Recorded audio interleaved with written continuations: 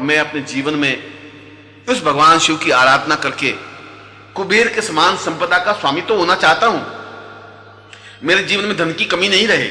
उस धन के लिए मुझे लक्ष्मी की आराधना करने की जरूरत नहीं है, भगवान विष्णु की प्रार्थना करने की जरूरत नहीं है, उस कुबेर की मंत्र जाप करने की जरूरत नहीं है, क्योंकि भगवान शिव की साधना करने से स्वयं मैं अपने आप में उस धन को प्राप्त कर लूंगा, उस ऐश्वर्य को प्राप्त कर लूंगा, उस पूर्णता को प्राप्त कर लूंगा जो कुबेर के पास है, जो लक्ष्मी के पास है। मगर मैं आक्रामक वृत्ति से उस धन को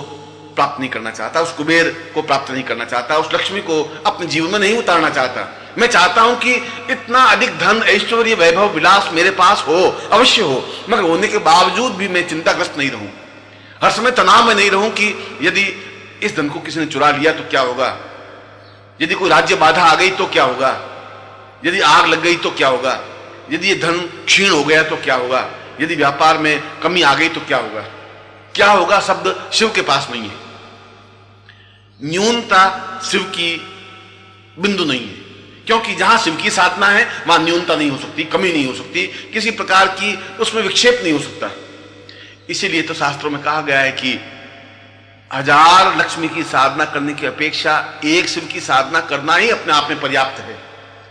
1000 बार कुबेर को अपने वश में करने की अपेक्षा एक बार शिव के सामने नमन करना ही पर्याप्त है, क्योंकि भगवान शिव अपने आप में पूर्ण लक्ष्मी और कुबेर को देने में समर्थ हैं, जीवन में ऐश्वर्य, धन और संपदा को देने में समर्थ हैं, जो अपने आप में कुबेर के अधिपति हैं, अक्षय भंडार के अधिपति हैं, स्वर्ण के अधिपति हैं। और भगवान शिव की साधना करने से वह सब कुछ सहज ही प्राप्त हो सकता है। और यही नहीं अपितु संभव बनने के लिए सर्वथा चिंता मुक्त हो, रोग मुक्त हो, और वे तो स्वयं उस शक्ति के अधिपति हैं,